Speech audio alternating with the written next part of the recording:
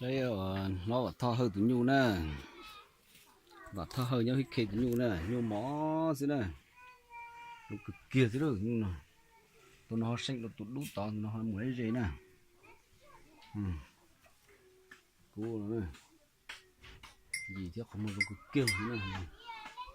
nhìn nhu mỏ thế nè, nhau hôm qua giờ thay bỏ sẽ là bỏ chỉ trong hành nè, giờ tận tụi nó luôn, nhu cực kia đó. Chú chỉ nhớ là nó chỉ lấy sợi tông này nó nhảy như mỏ nữa, mỏ như con cơ nó là hành đồ luôn kiêng được thế nào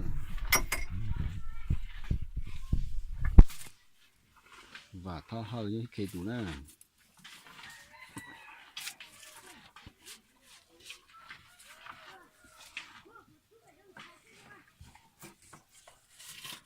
thu một ít đọt xài nè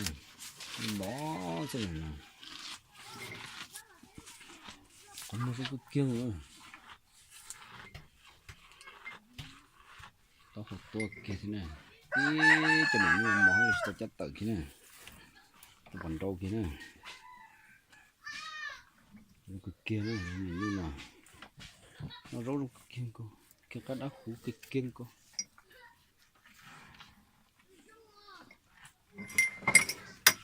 một cái kia rồi nó tới xịt mình đâu cứ trong cái kia này cho nó chú chỉ nhớ là chá chỉ từ cái sấy này cho được sấy nó so mà so cá sấy đùa nó còn đây nè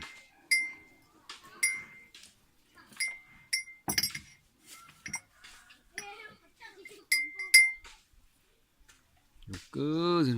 chuyện gì cái này sấy xí nha nhu mê nó nhu e nó tích chờ nó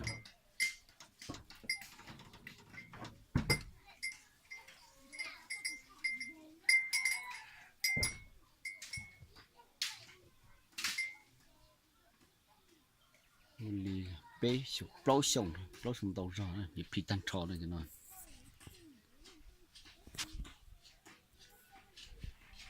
cực kiền nữa